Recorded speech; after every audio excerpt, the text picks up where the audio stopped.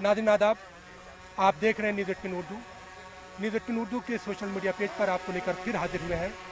आज 3 दिसंबर, आज से 38 साल पहले याद कीजिए, आज के दिन भोपाल में कोहराम मचा हुआ था। हर तरफ लाशों का मंजर था। जो बच गए वो खुशनसीब हैं या बदनसीब, इसके बारे में तो गैस विक्टिम बताएंगे, लेकिन लोग यही कहते हैं कि उस रात जो मर गए वो खुशनसीब थे, जो जिंदा हैं वो जिंदा लाश बने हुए हैं। हमारे साथ इन माओ बहनों को देख सकते हैं जिन्होंने 38 साल इस इंतजार में गुजार दिए कि शायद उनकी अपनी सरकारें उनके साथ इंसाफ करें। इतना वक्त गुजर गया, क्या मिला आपको? कुछ भी नहीं मिला, कुछ भी नहीं मिला। जो मिला लड़कर मिला, संगठन से जुड़कर मिला। 25,000 जो रुपए मिले वो हमने पूरी जवानी खत्म करने के बाद मतलब लड़कर लिए, संघर्ष से लिए, लेकिन सरकार ने अपनी मर्जी से कुछ नहीं दिया और हमारा हक दबा के बैठ गई। अभी तक भी नहीं है। गैस पीड़ितों को अपना हक मिलना चाहिए ना, बिना लड़े मिलना चाहिए। यहाँ तो लड़ने के बाद भी इंसाफ नहीं हो रहा, ना सुप्रीम कोर्ट की तरफ से अभी कोई इंसाफ आया है, ना अपनी सरकार साथ दे रही है। मध्य प्रदेश की सरकार को गैस पीड़ितों का साथ देना चाहिए, उसको अपना हस्तक्षेप करना चाहिए कि बहुत 38 साल हो गए, अब गैस पीड़ितों को इंसाफ मिलना चाहिए। गैस पीड़ितों को इंसाफ मिलना चाहिए। आप लोग हर साल आते हैं इस उम्मीद के साथ कि शायद इस बार कुछ इंसाफ मिले। क्या आपको लगता है कि आज भी सरकारें कुछ करेंगी? जिस वक्त गैस निकली थी उस वक्त हमारी उम्र 28 साल की थी, अब 64 साल की हो गई। पति हमारे 5 साल से बिस्तर पर पड़े, किडनी खराब है, लेकिन अस्पताल वाले भी कोई व्यवस्था नहीं कर रहा, ना कोई जांच कर रहा है कि कोई सही से हमें लिख के दें कि इंस्पेक्शन है। लेकिन आज इस हालत में हो गए कि वो 5 साल से बिस्तर पे पड़े हुए, लेकिन कोई व्यवस्था नहीं है। जहाँ भी तो कोई जांच ही नहीं होती, कुछ भी नहीं होता।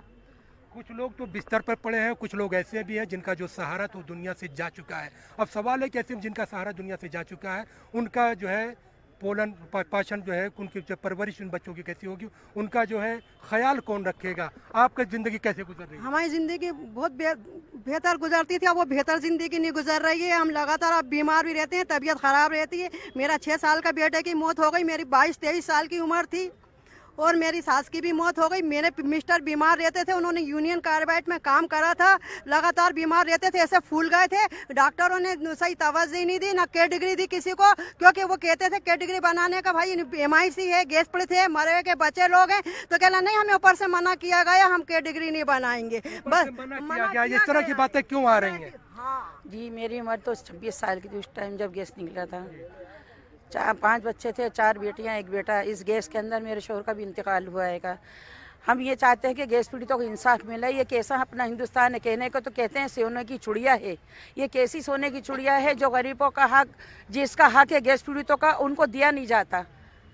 हम चाहते हैं अपना। खुद सुना कि इन्होंने बताया कि गैस में इनके शौहर का जो है, इनके साथ जो थे वो अब दुनिया में नहीं रहे। अब सवाल हुकूमत ये कह रही है कि हम जो है गैस विक्टिम जो विधवाएं हैं उनको पेंशन दे रहे हैं। क्या आपको लगता है जो पेंशन दे रही है वो काफ़ी आपके लिए? नहीं, वो कुछ भी नहीं है। 1,000 से क्या होता है? कम से कम हमारी 3,000 की मांग इतना तो हो कि अपनी ज़िंदगी का खुद सहारा बन के खड़े हों हम अपने आप को, किसी के मोहताज भी नहीं। महंगाई देखो तो सर को छू रही हैगी, महंगाई कम होने का नाम ले रही है, पैसा इतना कम उससे होता क्या है? हम चाहते हैं कि गैस पीड़ितों का, हर गैस पीड़ितों को, विधवाओं को 3,000 रुपये महीना मिलना चाहिए, और जो हक हमारा है, जो रोक रखा है, वो पूरा सारे गैस पीड़ितों का हक मिलना चाहिए। गैस पीड़ितों का हक मिलना चाहिए। आप क्या डिमांड कर रही हैं?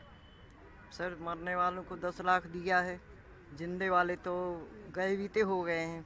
88 में मेरे पति ख़त्म हुए थे, 4 बच्चे मैंने पाल लिए जैसे तैसे कर करके। अब नहीं है बस का। 2 बेटे हैं, नहीं पूछते हैं। छोटा बेटा है, वो रखता जो मजदूरी करता है। ये इस बार जो है क्या जो है डिमांड कर रहे हैं? क्योंकि जो है सरकारें तो हर बार की तरह एक वादा करती हैं और चली जाती हैं। देखिए, हमारी एक अब्दुल जब्बार साहब ने 2004 में एक 5 गुना मुआवजे की याचिका लगाई थी। वो 12 साल से पेंडिंग पड़ी हुई थी। उस पेंडिंग की सुनवाई चालू हो गई है। तो हमारा ऐसा मानना है कि जो आने वाली 10 जनवरी को फैसला है वो भोपाल के गैस पीड़ितों के फेवर में होना चाहिए, और गैस पीड़ितों को इंसाफ मिलना चाहिए। जो कि 38 साल बीत गए हैं, और 38 साल में किसी सरकारों ने किसी भी तरह की कोई मदद नहीं की। जो कुछ मिला है आज तक, चाहे वो इलाज का मामला हो, चाहे वो हॉस्पिटलों का मामला हो, चाहे वो मुआवजे का मामला हो, या 200 रुपये की राहत का मामला हो, जितना भी मिला है वो आज तक के इतिहास में जो भी मिला है वो सुप्रीम कोर्ट और हाई कोर्ट और भोपाल कोर्ट के माध्यम से मिला है। हमें किसी सरकारों ने कोई मदद नहीं की। 10 मिनट का फैसला है, सिर्फ 10 मिनट में फैसला कर सकते हैं। एक कमेटी बुलाएं, वो बुला करके मोदी जी और शिवराज जी दोनों बैठें, वो बैठ करके उस फैसले को आराम कर सकते हैं। इतनी बड़ी बात नहीं है। 10 मिनट का फैसला है, लेकिन 10 मिनट का वक्त भी सरकारों के पास नहीं है।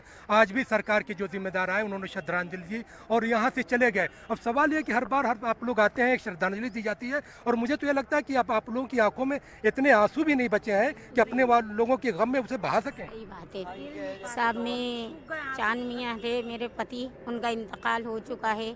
2 कम 50 साल के थे जब उनका इंतकाल हुआ। आज उनको इंतकाल हुए 12 सालें हो गई हैं।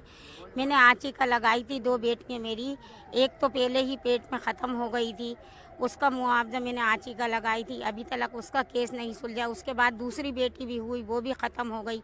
मैं बहुत परेशान हूँ ना, अभी तक बेवा हूँ। मेरे को 1000 वाली पेंशन की कापी भी नहीं बनी है, और मैं जिस तरह से अपना गुजारा जानती हूँ, मैं जानती हूँ या मेरा अल्लाह जानता है। मेरा एक बेटा है, वो भी परेशान है, बेवा पेंशन भी नहीं मिल रही। यहाँ पर हमारे साथ कुछ और बहनें भी हैं जिन्होंने इस दर्द को बड़े करीब से देखा है।